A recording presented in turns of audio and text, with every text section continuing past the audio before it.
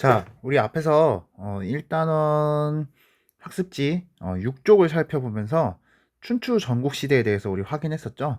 자, 춘추 전국시대에 대해서 확인을 하고 그 다음에 이 춘추 전국시대의 혼란을 수습하기 위해서 각 나라에서 아이고 죄송 부국강병이죠. 부국강병을 추진하기 위해서 많이 노력했다는 점 요거 확인해 봤고, 그리고 부국강병을 어떻게 해야 잘할 수 있는가 요걸 알기 위해서 똑똑한 학자들이 여러 등장해가지고 이런 식으로 통일을 해야 된다, 이런 식으로 나라가 강해져야 된다라는 점을 막 전파하고 다녔다고 했죠. 자, 그게 바로 제자백가였는데요.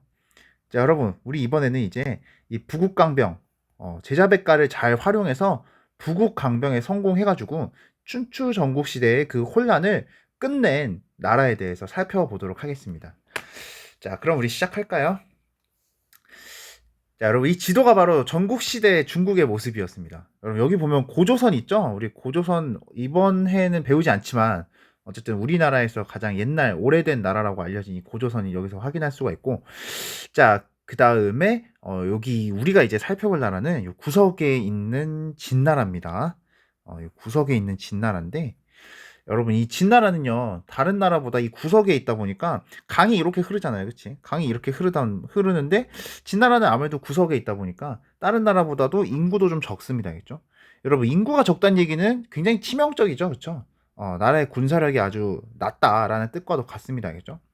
자, 그 다음에 뭐 그러다 보니까 당연히 발전도 못하고 이대로 가다가는 이 아무래도 부국강병한 다른 나라한테 밀리는 거 아닌가 하는 그런 위기의식을 가질 수밖에 없었습니다. 여기 있네, 진나라. 제가 늦게 눌렀네요. 자, 계속 보겠습니다, 우리. 자, 그래서 이 당시에 진나라 왕은 다른 나라보다 훨씬 빠르게 부국강병할 수 있는 방법을 찾아 나서게 됐습니다. 자, 그때 이 당시에 이 진나라 왕을 찾아왔던 이 똑똑한 제자백과 학자 중에 하나가 바로 법가사상가 상항이었습니다. 우리 법가사상가로 저번에 확인했던 분은 한비자 아저씨였지, 그치?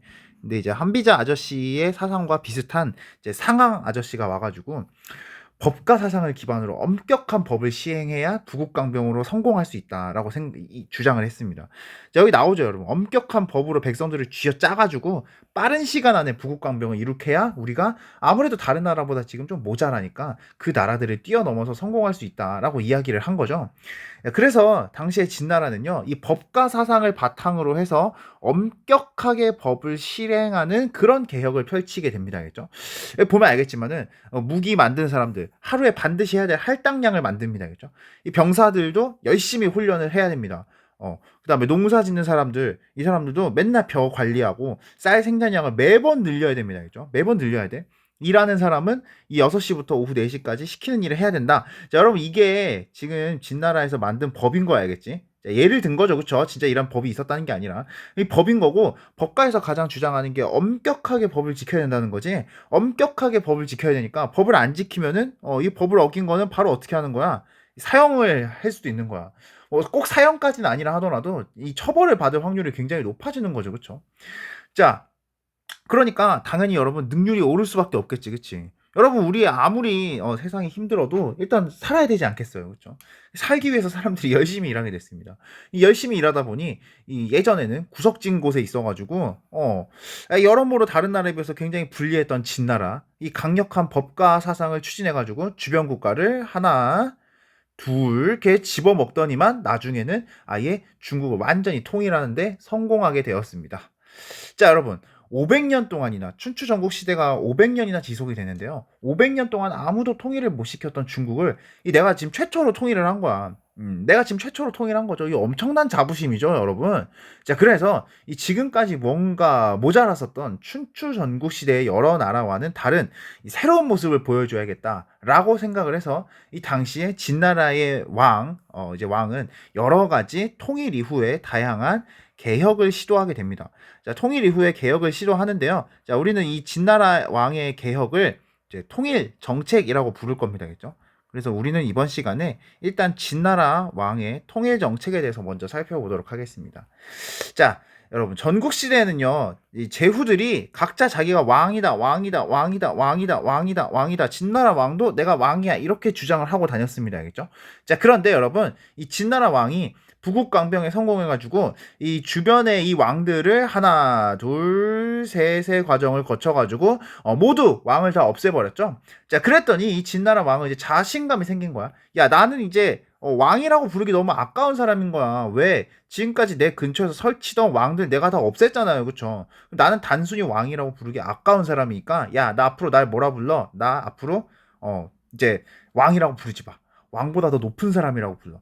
수많은 왕들이 있지만, 그거보다 내가 더 위에 있는 사람이라는 거지. 그치? 그래서 요 당시에 진나라 왕은요, 왕 말고 새로운 칭호를 하나 개발해내게 됐습니다. 자, 그렇게 개발해낸 칭호가 바로 황제입니다. 자, 우리 들어봤죠, 그쵸? 이 황제란 표현 가끔씩 들어봤지, 그치? 자, 여러분, 자, 이때부터 그래서 중국의 대장은요, 이제 왕이라고 부르지 않습니다. 황제라고 부릅니다, 알겠죠? 이 중국의 대장들을 부를 때는 황제라고 부를 거라는 거 하나 기억해두고 다음 내용으로 넘어가겠습니다. 자, 여러분, 그래서 있잖아요. 이 진나라의 왕은 황제라고 부르기 처음 시작하는 황제잖아요. 그쵸?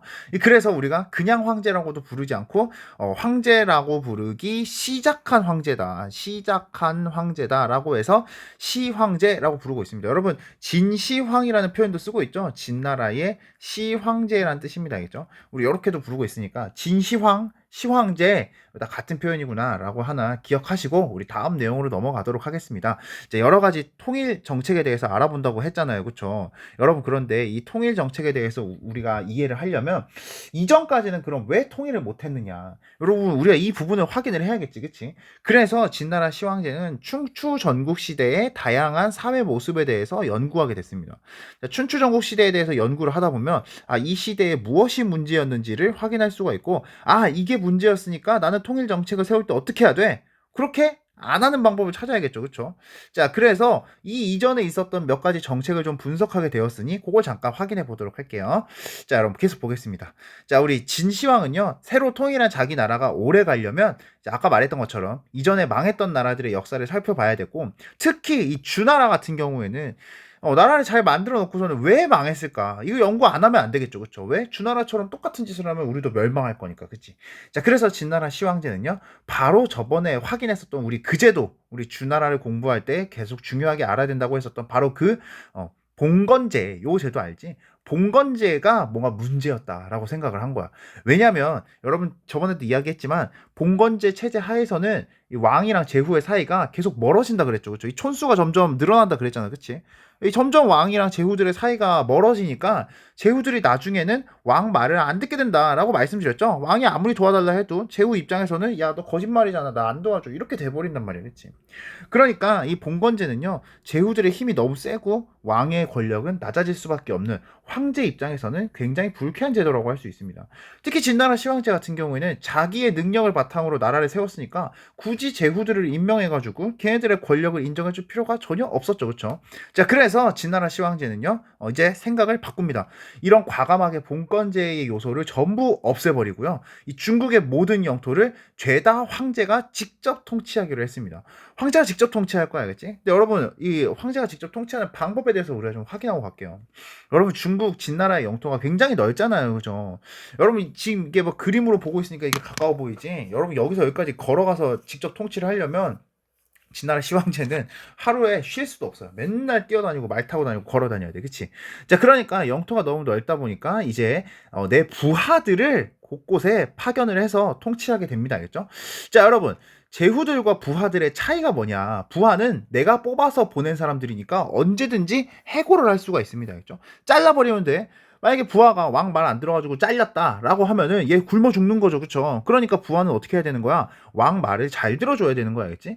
여러분, 제후는요, 왕이 아예 땅을 처음부터 떼주고 네 마음대로 할 수 있는 권한까지 다 줘버렸기 때문에 내가 어떻게 할 수가 없었어. 하지만 부하들은 딱 내가 내 말을 듣고 실행할 정도의 권한만 줬기 때문에 부하가 내 마음대로 막 설칠 수가 없었던 거지. 그러니까 왕이 자기 마음대로 해고도 가능했다는 거죠. 그렇죠? 자, 여러분, 자, 이렇게 당시에 이런 부하들은 이제 말 안 들으면 잘리는 거고, 이 부하들은 여러 지역 중에서 그나마 좀 사람이 많은 곳, 그런 데 보내야겠죠. 그렇죠? 왜냐면 여러분, 이 부하들도 어쨌든 이제 공무원이잖아요. 그치? 공무원이니까 얘네들도 열심히 일하면 월급을 줘야 되잖아요. 그렇죠? 아이고, 죄송. 월급을 줘야 되는데 아직 이제 진나라는 이제 막 탄생한 나라니까 여기저기다가 부하를 다 보내 가지고 죄다 다 이제 그 공무원 월급을 감당할 수 있는 수준은 아니었단 말이지. 그치? 그래서 좀 사람 잘 모여 살거나 아니 좀 큰 도시거나 교통 편리한 곳이나 요런 데 많이 부하들이 파견이 됐는데요. 자, 여러분. 자, 이렇게 큰 동네를 우리가 군이라고 불렀고요. 그다음에 군보다는 조금 작지만 좀 중요한 동네는 우리가 현이라고 불렀는데요. 전국에 군과 현을 설치해서 부하들을 파견한 이 제도를 우리가 뭐라고 부르냐면요. 군현제라고 부르고 있습니다. 자, 여러분 요 내용 꼭 하나 확인하시고, 자, 우리 주나라와의 큰 차이점이죠. 자, 한나라는 군현제를 실시하고 진나라죠. 그렇죠, 여러분. 진나라는 군현제를 실시하고 주나라는 봉건제를 실시했었다라는 거 우리 비교해서 기억해 두도록 하겠습니다. 여러분, 제가 앞에서부터 수업할 때 계속 비교했던 거 기억나죠? 비교는 나쁜 거지만 공부할 땐 비교해서 공부하는 게 좋습니다. 알겠죠? 자, 여러분. 진나라는 상황의 조언을 적극적으로 받아들여서 법과를 아주 열심히 받아들였다 그랬지. 열심히 활용했다 그랬죠. 그렇죠? 자, 그런데 여러분 있잖아요. 무려 500년 동안이나 춘추전국 시대가 계속되었고 그 500년 동안 계속된 춘추전국 시대 내내 이 여러 제자백과 사상들을 좋아하는 사람들이 많았기 때문에 사실 통일 이후에도요. 이 제자백과의 여러 가지 사상을 이게 다른 사람이 많았어요. 여전히 공자처럼 맹자처럼 질서를 회복해야 된다. 도덕이 중요하다. 그 다음에 잔소리, 교육 이런 걸 중요시 여겨야지. 사람 말 안 듣는다고 다 죽여버리고 그러면 안 돼. 라고 주장하는 공자를 좋아하는 사람들이 있었고, 그러니까 육아사상 좋아하는 사람이 있는 거죠. 그 다음에 또 어떤 사람이 있어? 차별 없이 사랑해야지. 사랑을 해줘야지. 왜 사람을 막 법 안 지킨다고 막 죽이고 이러냔 말이야. 그치? 자, 이런 묵가를 따르는 묵자 아저씨 같은 사람들을 믿는 사람들도 여전히 많았고요. 그 다음에 여러분 마지막으로 기억나죠? 노자와 장자의 사상이었지, 그치? 노자와 장자처럼 냅둬라, 자연 있는 그대로 좀 둬라고 하는 사상도 있었죠. 특히 여러분, 이 있는 그대로 좀 냅두고 자기 하고 싶은 대로 하게 해줘야 되는데 자기 하고 싶은 대로 못하고 황제가 시키는 건 다 해야 되는 법과 사상 같은 경우에는 이 도가, 그 다음에 교육을 중요시 여기는 육아 이런 거랑 완전 천지 차이였습니다. 자, 그러니까 뭐가 문제야? 자, 여러분. 황제가 이제 법을 지켜야 돼. 야, 니네 이제 법 지키는 사람 만들어가지고 우리나라 더 부국강병하게 만들 거야. 라고 이제 실컷 주장해 놓으면 뭐합니까, 여러분. 여전히 유가, 묵가, 도가 이런 애들이, 야, 애들이 막 교육이 더 중요하다. 법 지키게 하고 싶으면 교육을 잘 시키든가. 아니면 법은 자연에 없으니까 나 안 지킬 거야. 이렇게 막 뻗대는 새끼들. 그 다음에, 야, 법이 뭐가 중요해. 법 없어도 차별 없이 사랑해줘. 뭐 이런 개소리 같은 거 하는 애들이 황제 보기엔 있잖아요. 그쵸? 그러니까 황제가 너무 짜증이 나는 거야. 법과 통치에 자꾸 이 유가, 묵가, 도가 좋아하는 애들이 자꾸 시비 걸고 있죠. 그래서 황제가 너무 짜증이 나가지고 야, 니네 진짜 내 말 안 들으면 다 죽여버릴 거야 하고 이제 소리를 팍 지르게 되는 거지, 그치? 자, 그래가지고 이때 당시에 유가, 묵가든 뭐시기든 법과 이외의 사상은 모조리 탄압해서 입도 뻥끗 못하게 하는 그런 탄압 정책을 펼치게 됩니다. 자, 그 탄압 정책에 대해서 우리 조금 더 자세하게 살펴보도록 하겠습니다. 일단은 나한테 덤비는 새끼들. 자, 노자가 쓴 책, 그 다음에 공자가 쓴 책, 맹자가 쓴 책, 이거를 애들이 공부하고 배우니까 문제인 거야. 그치? 이런 걸 아예 모르면 나한테 덤비진 않겠죠. 그래가지고, 진시황은 화끈한 성격입니다. 화끈한 성격이니까 나한테 덤비는 이 새끼들이 쓴 책 어떻게 하는 거야? 이거 죄다 불질러 버렸습니다. 죄다 화끈하게 그냥 확 다 불질러 버렸지. 그 다음에 특히 원래부터 잔소리하는 거 더럽게 좋아하는 애들 있죠. 말이 많은 잔소리, 교육 이런 거 좋아하는 말이 많은 육아를 믿는 애들.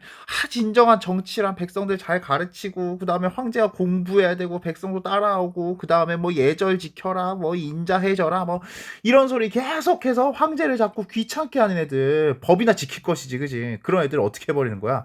죄다 생매장으로 파묻어 버렸다라고 전해지고 있습니다. 여러분, 진짠지 뻥인지는 확실하지 않지만 어쨌든 기록에 의하면 그런 얘기들이 남아 있다고 합니다. 자, 이런 탄압한 정책을 우리가 분서갱유라고 부릅니다. 그죠? 분서갱유는 무슨 뜻이냐면요. 책을 불태우고, 아까 봤지, 그치? 특히 말이 많은 유학자들은 죄다 파묻어버린 정책이다. 라고 여러분이 기억하시면 되겠습니다. 자, 여러분. 9년제 정책, 통일 정책, 법과 정책, 뭐 이런 거를 가지고서 나라를 크게 안정시킨 진시황. 이번에는요, 나라 바깥에 있는 이민족들의 침입을 막아야겠다고 생각을 했습니다. 여러분 기억나죠? 주나라 같은 경우에도 이 바깥에서 말 타고 다니는 유목부족들의 침입을 받아서 망했잖아요. 그죠? 역시 그 애들이 이 나라 바깥에 남아 있단 말이지. 그치? 나라 바깥에 남아 있으니까 이 진나라 시황제는 얘네들이 못 들어오게 막아야겠다라는 생각을 했어요. 자, 그래서 지금도 사람들이 여전히 이제 막으려고 좀 방어 방어 벽 같은 거를 쌓아놨었는데 그 벽을 확실하게 분명하게 쌓아가지고요. 절대 못 들어오게 막는 이 외적들을 막기 위한 벽, 우리 들어봤죠, 여러분? 만리장성이라고 부르는 벽을 이때 쌓게 됐습니다. 요거 하나 기억해 두시고요. 자, 여러분, 그런데 이 진나라의 통치 정책은요, 애초에부터 문제가 있었죠. 여러분, 아까 보면 알잖아. 나와 다른 의견을 가진 사람들을 죄다 탄압만 해버리고 이런다. 그러면 뭔가 문제가 생기겠지, 그치? 아무래도 뭐 억울하잖아요, 그쵸? 내가 무슨 나라를 그지같이 만들려고 그런 것도 아니고 잘해보자고 하는 건데 이 황제가 그런 말 다 듣기 싫다 그러잖아요, 그치? 거기다 더 문제가 뭐야? 법관은요, 너무너무 엄격한 거야. 법관은 너무너무 엄격하고 절대 용서 타협 이런 게 없습니다. 알겠죠? 여러분, 우리 용서 타협 없는 세상에서 살 수 있어요? 못 살잖아, 그치? 그게 문제가 된단 말이야, 알겠죠? 우리 화면을 통해서 좀 더 자세하게 살펴볼까요? 자, 보겠습니다. 여러분, 진나라는 통일을 하자마자 이 엄격한 법으로 여기저기에 공사를 많이 일으켰습니다. 보면 알겠지만 아까 얘기했던 뭐 만리장성 같은 거라던가 아니면은 농사를 개빡세게 짓게 만든다던가 여러 가지 그런 공사 정책 이런 걸 굉장히 많이 했어요. 특히 이제 아까 만리장성 같은 거 그런 거 짓는 토목공사 때문에 이 백성들이 불려가는 일이 굉장히 많았습니다. 이런 거 저런 거 공사하러. 이 공사를 하러 백성들이 불려가는 일이 워낙 많다 보니까 이게 문제가 되는 거야. 왜냐면 여러분, 중국이 진짜 넓다 그랬잖아요. 그렇죠? 진짜 너무 어마어마하게 넓다 보니까 가뜩이나 여기서 여기까지 막 가가지고 공사하려면 얼마나 오래 걸리겠어요. 이 색깔이 잘 안 보이네. 잠시만요. 아이고, 이거 왜 펜이 안 나오지? 아, 나왔다. 자, 여러분, 여기서부터 여기까지 가는 게 어마어마하게 오래 걸린단 말이죠. 그쵸? 중국이 워낙에 넓다 보니까요. 그쵸? 근데 거기다가 문제가 뭐야? 이 날씨가 안 좋아가지고 만약에 비라도 온다면 여러분, 어마어마하게 오랜 시간 걸려가지고 우리가 거기까지 가야 돼요. 그죠? 그러니까 이게 문제가 안 될 수가 없는 거야. 공사를 하러 가던 인부 몇이 비가 내려가지고요. 결국 만리장성 공사를 하러 가던 여기에 좀 늦게 된 거예요. 자, 지각을 한 거지, 그치? 이게 문제가 된 거죠. 왜냐면 이게 왜 문제냐면은 당시 진나라 법이 어땠느냐? 시간을 어기거나 결과물이 나쁘면 법을 어긴 걸로 간주해서 어떻게 하는데 얘 사형시킨대. 그지? 얘들아, 그런데 당연히 이게 말이 되나요, 이게? 왜? 내가 늦고 싶어서 늦은 게 아니잖아, 그치? 비 오고 날씨가 안 좋고 이래가지고 얘가 어쩔 수 없이 지각한 거잖아요, 그쵸? 그런데 정부는 그런 걸 들어줄 생각이 없어요. 야, 몰라, 난 그딴 거 그냥 지각이야, 넌 사형이야, 이런 식으로 나온단 말이야. 농민들은 결국 법이 너무 엄격하다는 거에 이 불만을 가지게 된 거야. 생각해 봅시다, 여러분. 나라를 그 무너뜨리려고 막 준비하는 거 있지. 반란 일으켜도 사형이거든요. 근데 반란같이 심각한 죄도 사형인데 그냥 지각한 것도 사형을 시킨대. 이게 말이 돼? 여러분, 법이라는 건요, 좀 심각한 죄를 지면은 좀 심각하게 처벌하고 아니면 좀 너그럽게 처벌하고 이런 게 있어야 되는데 뭐만 하면 다 죽여버린다라고 하니 이제 백성들이 화가 난 거지, 그치? 그러니까 야, 어차피 반란죄 사형인데 우리 뭐 하자? 야, 그냥 반란 일으키자. 이런 애들이 등장한 거야. 그죠? 자, 거기다가 이런 불만을 가지고 있는 게 얘네들만 있었던 게 아닌 거지, 그치? 여기저기에서 봐봐라, 진나라는 진짜 개노답이다, 법과 이제 그만해야 된다라고 막 동의하는 사람들이 늘어나면서 결국 진나라는요, 통일한 지 20년 만에 허무하게 멸망하게 됐습니다. 물론 이건 이제 통일이 기준입니다. 알죠? 이전부터 진나라는 있었으니까 뭐 진나라가 진짜 20년 만에 망한 건 아니지만은 통일하고 한 15년 만에 망했으니 이 진짜 눈물 날 일이죠. 그렇죠? 자, 여러분, 너무 안타까운 진나라의 뭐 안타까운지 아닌지는 모르겠지만 역사 확인했고요. 우리 학습지 빈칸을 채우고 다음 내용으로 넘어가도록 하겠습니다. 자, 볼게요. 자, 여러분, 중국의 통일, 자, 여러분, 진나라가 법가 사상을 바탕으로 부국강병에 성공해서 최초로 중국을 통일을 했고요. 자, 그리고 진나라의 왕은요, 앞으로 자기를 왕이라고 부르지 말고 뭐라고 부르래? 황제라고 부르래. 첫 황제라는 의미에서 시황제라는 표현을 썼습니다. 자, 그리고 9년제를 실시해서 전국에 직접 관리를 보내서 다스리는데요. 여러분, 이때 9년제를 실시하면서 황제 명령이 전국적으로 다 닿을 수 있게 됐잖아요. 그렇죠? 그래서 이때부터 중국은요, 황제가 쓰는 문자도 다 같이 쓰게 됐고요. 황제가 쓰는 화폐도 같이 쓰게 되고요. 등등등등 여러 가지 황제 중심으로 다 통일이 됩니다. 알겠죠? 자, 그러면서 사상까지 다 통일을 시킨 거야. 그치? 자, 어떤 사상만 앞으로 따라야 돼? 법가 사상만 따라야 됩니다. 그쵸? 분석 행위를 통해서 다른 사상을 적극 탄압했습니다. 자, 그 다음에 국경을 방어했습니다. 누구의 침입을 막으려고 했느냐? 유목부족이라고 얘기했는데요. 당시 중국인들이 가장 두려워하던 유목부족이 바로 흉측한 유목부족이라고 그들이 불렀던 흉노 되겠습니다. 자, 흉노의 침입을 막기 위해서 만리장성을 쌓았었는데요. 그러나 너무 엄격한 법가식 통치의 문제, 너무 많은 공사, 이것 때문에 불만이 늘어나서 결국은 멸망하게 되었다라는 내용 우리 하나 확인하시고 우리 이번에는 진나라가 멸망하고 나서의 상황으로 넘어가 보도록 하겠습니다. 자, 방금 전에 이야기했었던 그 농민들이 반란을 일으켰다라고 말씀을 드렸는데 그 반란이 바로 여기 자막에 나와 있는 진승 오광의 난입니다. 여기까지 몰라도 돼요. 자, 이 진승 오광의 난이 일어나고 나서 다시 중국을 통일하겠다면서 두 명의 인물이 서로 경쟁을 하는데요. 자, 초나라를 세운 항우, 그 다음에 유방이 세운 한나라, 이렇게 두 나라가 서로 이제 중국을 통일하겠다면서 경쟁하는 그런 상태로 넘어가게 됩니다. 자, 여러분 딱 보면 알겠지만은 누가 좀 더 싸움을 잘할 것 같은지 요 사진만 봐도 대충 예상이 가죠. 얘는 막 칼 두 개를 들고 막 설치고 있잖아. 얘는 가만히 앉아 있죠. 사실 싸움에서는 초나라가 훨씬 유리해가지고 이 초나라가 이기는데 너무 당연해 보였거든요. 근데 이게 우리가 생각한 대로 흘러가지 않는 게 이제 문제가 됐습니다. 자, 어떤 식으로 흘러가게 됐는지는 우리가 자세하게 살펴보도록 하고요. 요 당시에 아까도 말했지만 이 한나라 같은 경우에는 굉장히 전략을 많이 짰어야 됐잖아요. 그쵸? 아무래도 얘가 좀 더 싸움을 잘할 것 같으니까. 그래서 요 시기를 보드게임으로 만들어가지고 지금까지도 이어져 내려오고 있습니다. 혹시 들어봤나 모르겠네요. 여러분 혹시 알고 있는지 모르겠는데, 장기라고 부르는 게임 있죠? 여러분, 이렇게 써져 있는데, 여기는 원래 우리가 쓴 장기는 일반적으로 이게 녹색이죠. 그쵸? 요게 바로 요 당시에 초나라와 한나라의 경쟁을 표시한 건데요. 여기 있는 요게 한이라고 하는 글자고요. 여기에 초라고 써 있어요. 이 두 나라의 경쟁을 이렇게 보드 게임으로 만든 거죠, 그렇죠? 상식적으로 하나 알아두시고 그 정도만 하고 우리 그 다음 내용으로 넘어가도록 하겠습니다. 자, 여러분.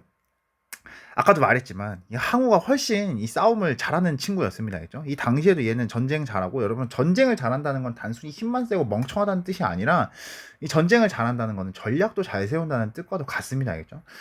그것과 반해서 이제 유방 같은 경우에는 그러면은 뭘로 얘를 해치워야 되느냐? 여러분 제가 저번에 주나라 건국할 때도 말씀드렸지만은 혼자서는 사실 유방이 이기기 좀 어려운 상태다. 그러면 유방은 뭘로 나가야 돼? 쪽수로 나가야 돼, 그치? 친구를 많이 끌어들이는 거 알겠죠? 여러분, 그럼 지금부터 이제 슬슬 예상되겠지? 만약에 유방이 나라를 세우는데 성공까지 한다면, 어떻게 될까? 이런 거, 그런 거 대충 예상해 볼 수 있겠죠? 요거 예상이 되면, 여러분 이제 역사에 대한 감이 완전히 잡혔다라고 할 수 있겠습니다. 자, 여러분, 한나라는 친구들이 워낙 많다 그랬죠? 그래서 이 초나라를 주변에서 이 물량으로 압박하면서 포위하여 몰아냈습니다. 했죠? 몰아넣었습니다, 이제. 이렇게 몰아넣긴 했는데 여러분 이제 문제가 뭐냐면 초나라가 전쟁을 못하는 친구들은 아니다 보니까 아무리 이렇게 구석으로 몰려 있다 하더라도 쉽게 무너지진 않았단 말이야, 겠지? 이 초나라가 절대 항복을 안 하고 버티고 있게 되자마자 한나라는 있잖아요. 이 친구들과 함께 이 초를 둘러싼 다음에 초나라의 국민 가요를 그렇게 많이 불렀다고 합니다. 여러분 지금 우리라고 치면은 한창 요즘 인기 있는 브레이브걸스의 롤링이라던가 아이유의 셀러브리티 같은 거 있잖아요. 그죠? 그 다음에 작년에 한창 인기 끌었던 지코의 아무 노래 같은 거 이런 걸 막 부른 거야. 알겠지? 막 그렇게 부르게 되니 당시에 초나라 사람들이 이제 무슨 생각을 하게 됐느냐. 원래는 항복할 생각이 전혀 없었는데 이상하다. 한나라 애들이 어떻게 저렇게 우리나라의 노래를 잘 알고 있지? 우리 고향에서만 들을 수 있던 노래를 쟤네가 어떻게 저렇게 잘 알고 있지? 그게 우리나라가 이미 망해가지고 다 포로로 잡혀서 지금 이렇게 된 거 아니야? 우리나라 정말 이제 여기 빼고는 아무것도 없는 거 아니야? 이런 두려움에도 휩싸이게 되었고요. 거기다가 또 어떤 애들은 저 노래 들으니까 집 생각이 나는 거야. 근데 지금 우리가 구석에 몰려가지고 이렇게 개고생하고 있는데 우리 집에서 저런 노래 들으면서 행복했던 시절이 있었는데 이런 생각을 하면서 얘네들의 사기가 크게 떨어지게 됩니다. 여러분 물론 전쟁에서 힘이 중요하다고 했지만 그 힘 아무리 차 있어도 싸우고 싶은 마음이 싹 사라지게 되면은 사실 못 이기는 거잖아요. 그죠? 결국 그래서 이 이후에 이 초나라 군대의 사기가 크게 떨어지게 되면서 초나라 사람들의 전쟁할 의욕이 사라져서 결국 초나라는 멸망하게 되었고요. 한나라가 다시 중국을 통일하게 되었습니다. 자, 우리 이 내용 확인하면서 우리 다음 걸로 넘어갈게요. 자, 봅시다, 여러분. 유방은 친척들의 도움을 받아가지고 이제 황제가 되었다라고 결국은 얘기가 되는 거지, 그치, 여러분? 상나라를 멸망시키고 주나라를 건국했던 그 왕과도 같습니다, 그죠? 자, 그럼 뭐가 문제가 되는 거야? 세상에 공짜는 없다 그랬지, 그치? 세상에 공짜는 없어. 그러니까 친구들이 날 도와줬어. 그럼 나는 얘네들한테 어떻게 해야 돼? 친척들이 날 도와줬다 하면은 나는 얘네들한테 어떻게 해줘야 된다고? 반드시 보답을 해줘야 된다고요, 그쵸? 자, 보답을 해줘야 되는 거야, 알겠지? 자, 그래서 결국은 요 다시 친구 친척들한테 어느 정도 땅을 뿌릴 수밖에 없게 됐습니다. 봉건제 체제를 일부 정도는 도입을 할 수밖에 없게 됐구나라는 거를 이야기 드리는 겁니다. 알죠? 여러분, 이 유방도 바보가 아니기 때문에 봉건제 체제를 하면은 왕권이 크게 약해지는 걸 알고 있어. 그래서 전국에다가 다 그렇게 하는 게 아니라 가까운 데다가는 부하들을 보냅니다. 알죠? 가까운 데는 부하들을 보내고 조금 먼 곳 같은데 그래서 내가 직접 관리하기 좀 어려운 곳에는 이제 친척이나 친구, 조카 등등등을 보내가지고 얘네들을 뭐라고 부른다 했어? 우리 기억나? 제후라고 부른다고 했죠, 그쵸? 제후라고 부르면서 권력을 인정해주는 봉건제가 일부 실행이 됩니다. 여러분, 이 제도를 우리가 군현제와 봉건제가 짬뽕되었다라고 하는 뜻에서 군국제라는 표현을 씁니다. 알겠죠? 물론 여러분 뭐 왜 그러면 군봉제가 돼야지 이렇게 얘기하는 당시에는 이제 그런 식으로 불렀던 거예요. 알겠죠? 자, 어쨌든. 그런데 여러분 있잖아요. 이 봉건제가 영원히 유지되기 어렵다는 거를 우리가 역사를 통해서 이미 다 배웠잖아요. 그죠? 왜? 제후와 황제 사이가 멀어지면 사실 봉건제는 결국 의미가 없는 거잖아. 그치? 자, 그렇기 때문에 이 제후와의 사이가 점점 멀어질 때쯤 되면, 자, 그게 언제였냐면, 한나라의 7번째 황제였던 무제가 올라왔을 때쯤, 무제 7번째 황제예요. 알겠죠? 7번째 황제였던 무제가 올라왔을 때쯤, 무제는 온갖 트집을 잡아가지고, 야, 제후 니네들 사실을 속에서 내욕하고 있었다는 걸 내가 첩자를 통해서 다 들었어. 너 반란 준비하고 있다는 걸 내가 어떻게 너 행동하는 거 보니까 다 알겠어. 라고 하며 제후들을 죄다 죽여버리고요. 죄다 죽여버리고 그 다음에 자기 제후들이 다시 쓰리던 땅에까지 자기 부하를 보내가지고 통치하는 제도로 다시 바꿔놓게 됐습니다. 자, 여러분, 이 제도를 우리가 뭐라 부른다 그랬어요? 바로 군현제라고 부른다고 했었죠. 자, 그래서 여러분 정리하자면 한나라는요 초기에는 군국제로 시행이 됩니다. 알겠죠? 군국제가 무슨 제도였어? 바로 봉건제 플러스 군현제였지, 그치? 그러다가 무제, 7번째 황제 무제 때 군현제로 바뀌기 시작하였구나. 요걸 우리가 정리를 해두고요. 자, 여러분, 이렇게 바뀌면서 이제 황제가 전국을 자기가 직접 통치할 수 있게 되었죠. 황제의 권력이 굉장히 강해지네요. 그죠? 자, 이런 한나라의 정치 체제를 우리가 중앙에 있는 황제가 모든 권력을 다 집중해서 가지고 있는 체제다라고 해서 우리가 중앙 집권 체제라고 부르고 있습니다. 자, 여러분, 이 중앙 집권 체제로 넘어가게 되었다는 거 우리 하나 기억해 두시고요. 자, 여러분은 요거를 잘 기억한 상태에서 이 무제가 단순히 9년제만 실행한 게 아니라 앞으로도 이제 한나라가 계속되길 원하는 마음이 있었다는 거 여러분 확인할 수 있겠죠. 그쵸? 왜? 군국제로는 이 한나라가 계속될 수 없다는 거잖아요. 그치? 그래서 9년제로 바꿨잖아요. 이것뿐만 아니라 다양한 정치 체제라던가 지금 한나라의 요 상태를 영원히 계속될 수 있는 나라로 만들기 위해서 이 한나라 무제가 많이 노력을 하게 되는데요. 그거에 대해서 우리 잠깐 확인해 보도록 할게요. 자, 여러분, 황제가 되면서 무제는 이 제후들을 대거 날려버리고 죽여버렸다라고 말씀을 드렸는데요. 자, 이렇게 사람을 막 죽여가면서 얻은 권력은 내가 힘이 셀 때는 좋아, 알겠지? 내가 힘이 셀 때는 좋은데 원한을 살 일이 워낙 많아지게 돼요. 왜? 우리 아빠도 죽여버리고 나도 언젠가 죽을 수도 있고 막. 그러니까 왕이 물론 난 제후는 아니라 하더라도 내가 왕 마음에 안 들면은 나도 언젠가 살해당할 수 있겠다 이런 걱정을 사람들이 하면은 아무래도 왕 근처 가서 일 안 하고 싶겠죠. 그쵸? 거기다가 내가 힘이 없어지면은 내가 힘이 없어지면 나 저 새끼 죽여버리고 이씨 못된 새끼다 가만 안 둬 반란을 일으키게 될 우려도 있다는 거야. 즉 통치에 걸림돌이 너무 많이 생깁니다. 여러분, 너무 죽여가면서 하면요. 때마침 그래서 요 상황을 알게 되었던 한나라의 학자 동중서라고 하는 학자가 등장을 해가지고 황제 폐하 무조건 잡아 족치는 거는 좋은 정치가 아니에요. 교육, 잔소리, 도덕, 예절 이런 걸로 가르쳐야 진짜 도덕이지, 그치? 예절 이런 걸로 사람들을 끌고 가야 사람들이 너를 존경하게 되고 너도 힘이 덜 든다라는 조언을 많이 해주게 됐어요. 이제 전쟁으로 사람 맨날 죽이던 시대는 이미 끝났다는 거지, 그치? 자, 무제도 죽일 만큼 지금 죽였잖아요, 그죠? 그러니까 이제는 죽이지 말고 그래, 네 말 맞는 것 같아.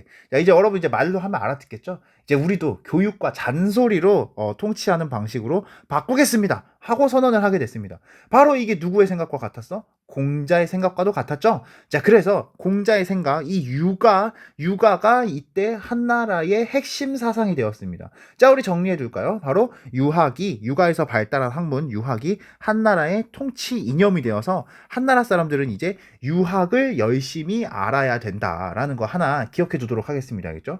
자, 여러분, 공자는 기본적으로 죽고 없애기보다 뭘 중요시 여겼다 그랬어? 그 교육, 죄송합니다. 잔소리, 가르침 이런 거를 중요시 여겼다라고 이야기했죠. 자, 그래서 이 무제는 공자의 가르침을 열심히 알려야 되는 거야. 공자는 교육이 중요하다고 했잖아요. 그렇죠? 여러분, 교육하려면 어디를 가야 돼? 여러분, 교육 받으려면 어디 가야 돼? 학교 가야 되잖아요. 그렇죠? 자, 그래서 한나라에서 가장 좋은 학교, 유학을 가르쳐 주는 학교, 태학을 만들어서 이때 한나라 여기저기에 유학을 적극 전파하게 됐습니다. 자, 여러분, 지난 시황제 때도요, 나라 안을 어느 정도 정리하고 났더니 그 다음에 나라 바깥 걱정을 하게 되었었죠. 자, 여러분, 무제도 마찬가지였습니다. 자, 나라 안을 어느 정도 정리하고 나서 이제 어디에 관심을 가졌느냐? 나라 바깥에 관심을 가지게 됐습니다. 자, 바로 고조선 요 당시에 오른쪽에 있었던 요 고조선 이놈들. 자, 여러분, 고조선은요 당시에 어떤 나라였냐면 이 한나라에서 물건을 사와 가지고요 요 남쪽에 있는 약간 미개하고 좀 덜 떨어진 애들이 있었거든요. 걔네들한테 굉장히 비싸게 팔아먹어서 무역을 가지고서 돈을 많이 벌고 있었어요. 자, 거기다가 북쪽의 흉노는 이미 이전부터 계속 쳐들어오고 있었던 거 알지, 그치? 여러분, 이걸 막으려고 우리 만리장성 만들었지만 여전히 흉노 애들이 워낙 중국한테 많이 설치고 다니는 거예요. 자, 여러분, 그래서 무제는 일단 나라 안을 안정시키고 그다음에 제후들이 나한테 반란을 일으킬 수 없게 제후들 다 없애버렸다 그랬지, 그치? 그 힘을 가지고서 고조선을 일단 먼저 멸망을 시키고요. 여러분, 고조선이 어떻게 멸망했는지는 3학년 때 역사 이 시간에 조금 더 자세하게 배울게요. 자, 그 다음에 흉노와의 전투는 만리장성을 만들었음에도 좀 힘든 측면이 있어가지고 혼자서는 하기 힘들구나라는 생각을 하게 됐어요. 여러분, 기억나겠네. 이제 슬슬 혼자서 하기 힘들면 어떻게 해야 돼? 팀 플레이 짜서 가야죠, 그쵸? 자, 그래서 무제가 팀 플레이를 준비하게 됩니다. 자, 여러분, 그래서요 무제는요 흉노를 박살내기 위해서 동쪽에 서쪽에 위치한 죄송 여기 지금 자막이 잘못됐네요, 그쵸? 서쪽이죠, 서쪽. 서쪽에 위치한 월지와 동맹을 맺기로 결심을 했습니다.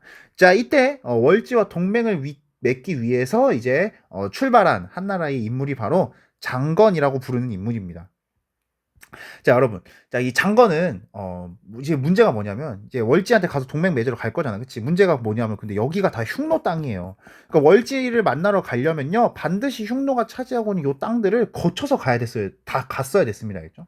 그래서 거쳐서 갔다가 어떻게 된 거야? 장건이 당연히 흉노 애들한테 잡힌 거죠, 그쵸? 자, 여러분, 잡혀가지고요 흉노 애들이 이제 장건을 돌려보내면 다시 월지로 갈 거 아니야, 그치? 그럼 동맹 맺어갖고 우리 쳐들어올 거 아니야, 그쵸? 그래서 장건을 못 가게 잡아두고요 무려 10년 동안이나 이 흉노 땅에서 살게 만들었습니다. 이 동안에 장건은 흉노 여자랑 결혼도 하고 애도 낳고 잘 살았는데 10년 동안 이제 살펴보니까 이제 흉노 내부에서도 장건에 대한 이제 감시도 좀 적어지고 이 새끼가 설마 또 튀겠어? 이런 생각을 하고 있었단 말이지, 그치? 근데 장건은 충성심이 아주 뛰어났습니다, 여러분. 바로 질서를 강조하는 유학을 잘 아는 사람이다 보니까 황제에 대한 이 존경심이 아주 큰 거야. 그래서 10년이 지났는데도 결국 탈출해가지고요. 월지를 또 찾아갔습니다. 근데 문제는 뭐냐면 월지가 그 사이에 이 새끼들이 더 서쪽으로 가버린 거야. 그래서 원래 월지가 있다고 하는 동네에 가는데도 없었단 말이죠. 그럼에도 불구하고 끝까지 따라가가지고 월지가 사는 땅에 도착을 했는데요. 문제는 월지 애들이 나 이제 흉노 너무 멀어져가지고 니네랑 동맹 맺어갖고 흉노 쳐들어가고 싶은 생각 없는데? 근데 네가 입고 있는 이 비단 옷 보니까 그거는 좀 갖고 싶다. 차라리 그런 거라도 좀 가져오지 그랬니? 이런 얘기를 하고 결국 동맹은 맺어주지 않았어요. 실망한 장건 결국 어쩔 수 없이 다시 이제 중국으로 돌아가다가 흉노 땅에서 또 잡혔습니다. 자, 또 잡혔어요. 이번에는 다행히 1년 만에 다시 이제 도망칠 수 있게 되어가지고 떠난 지 무려 13년 만에 다시 한나라로 돌아오게 됐습니다. 다행히 자기 자식들, 딸들, 아들들 다 데리고 돌아왔대요. 자, 여러분, 군사적으로는 월지와 동맹에 실패했기 때문에 흉노를 우리가 적극적으로 막 해치우지는 못했지만 어쨌든 이 당시에 이제 월지로 가는 길을 알게 돼가지고 요때 장건이 왔다 갔던 길을 비단길이라고 칭하게 됐습니다, 그렇죠? 그리고 흉노는 결국 장건을 통제 못한 것도 보면 알겠지만은 이 자기들끼리도 좀 점점 분열이 일어나가지고 나중에는 결국 무제한테 크게 당해서 결국 그 한나라를 더 이상 쳐들어가지 못하게 되었다라는 해피엔딩으로 끝났다는 거 여러분이 하나 확인하시고, 자 근데 여기서 생기는 문제 하나 더 확인하고 우리 오늘 수업 마무리하도록 할게요. 자 여러분 보겠습니다. 이 문제는 고조선을 멸망시키고 비단길도 파고 막 이러느라 돈을 하도 많이 써가지고 지금 나라에 돈이 모자라지는, 폐하 황제가 하도 이것저것 하겠다고 싸돌아다니고 막 제후도 죽이고 뭐도 죽이고 하니까 나라에 돈이 없는 거죠. 그쵸? 자 여러분, 그러면 여러분은 쉽게 생각할 수 있지, 세금 올리면 되겠네 이렇게 생각할 수 있겠지만은, 여러분 세금이 계속 올라가면 백성들이 난리를 칩니다. 그래서 언제나 세금을 올릴 수 있는 건 아니에요. 머리를 잘 써야 됩니다. 그래서 무제는 어떻게 해야 나라에 지금 돈을 좀 늘릴 수 있을까 고민을 하다가 세금 아닌 척하면서 세금처럼 돈을 거둘 수 있는 방법을 고민하게 됐어요. 이때 어떤 걸 고민하게 되었느냐, 바로 모든 사람에게 필요한 필수품을 국가에서만 판매하게 하면, 나라가 운영하는 시장에서만 판매하게 하는 거야. 그러면 나라가 운영하는 시장에서 이 필수품 가격을 어마어마하게 비싸게 팔면, 원래 가격보다 훨씬 비싸게 팔면 남는 가격이 뭐가 되는 거야? 남는 가격이 바로 세금이 되는 거죠. 그쵸? 자, 그래서 이때 당시에 모든 사람한테 필요했던 거, 음식 먹을 때 꼭 필요한 소금, 그 다음에 여러분 농사 짓고 요리할 때 꼭 필요한 철, 이런 것들을 전부 나라 시장에서만 살 수 있게 했습니다. 자, 그리고 이 가격을요 어마어마하게 비싸게 팔아먹은 거야. 자, 여기 보면 알겠지만요, 소금의 원래 가격은 요 파란색이었는데 거의 뭐 2배 정도, 철도 뭐 거의 2배 가까이 이렇게 받아가지고 요만큼을 다 세금처럼 써먹었습니다. 알겠죠? 자 여러분, 이렇게 나라에서만 특정 물품을 판매해서 어마어마하게 돈을 남겨먹는 그런 정책을 우리가 전매제도라고 부르고 있습니다. 이 무제 때 전매제도를 이용해서 다시 부족한 재정을 좀 메꾸려고 했었는데, 여러분 이때부터 지금 한나라 뭔가 정상이 아닌 것 같죠? 왜? 세금 아닌 것처럼 해서 세금을 걷었지만 결국 백성들한테는 어마어마한 부담이 됐을 거잖아요. 그죠? 자, 이것 때문에 생기는 문제 어떻게 됐을까? 요거는 다음 시간에 우리가 같이 확인해 보도록 하시고, 우리 학습지 정리하면서 오늘 수업 마치도록 하겠습니다. 자, 넘어갈게요. 자, 여러분, 자, 보겠습니다. 자, 여러분, 진나라가 멸망하고 나서 한해 유방, 그 다음에 초에 항우가 전쟁을 일으키게 됐습니다. 자, 여러분, 누가 이겼다고요? 자, 바로 한나라의 유방이 이겼다고요. 자, 그러고 이제 유방이 바로 누가 되느냐? 한나라의 첫 번째 황제의 고조가 됩니다. 알겠죠? 자, 고조는 나를 도와준 사람들을 위해서 봉건제를 일부 실시하고, 그 다음에 군연제를 적당히 섞어서 나라를 운영하는 군국제를 실시했다. 하나 기억해 두시고요. 그러나 이 체제는 영원히 갈 수 없다 말씀드렸죠. 누구 때? 자, 7번째 황제였던 무제 때에 그때 다시 한나라의 정치가 바뀌게 되는데요. 군연제가 전국적으로 실시됩니다. 자, 그러면서 중앙 집권 체제가 만들어졌다. 요거 앞에서 정리했었죠. 자, 그런데 너무 많이 죽이는 거는 진나라처럼 망할 수 있잖아요. 그렇죠? 여러분 역사를 통해서 배워야 된다 했죠. 자, 그래서 동중서의 건의에 따라서 육아 사상을 앞으로 통치 중심으로 삼겠다 라고 하고, 그 육아를 가르치기 위한 학교 뭘 만들었다고? 태학 만들었다고요. 자, 그리고 흉노 정벌하러 갔고요. 그 다음에 요것 때문에 비단길 얻어낸 거지. 그치? 우리 비단길은 다음 시간에 또 정리할게요. 자, 그 다음에 또 고조선을 정복했다. 자, 그리고 경제정책, 이것 때문에 돈이 모자란 거야. 그치? 그래서 소금철에 대한 전매 제도를 통해서 나라의 부족한 것을 메꾸려고 해왔다. 요 내용 우리가 하나 확인해 두도록 하겠습니다. 자, 좀 더 나가고 싶었는데 우리 이미 이제 40분이 꽉 찼네요. 그쵸? 오늘 우리 수업은 여기까지 하는 걸로 할까요?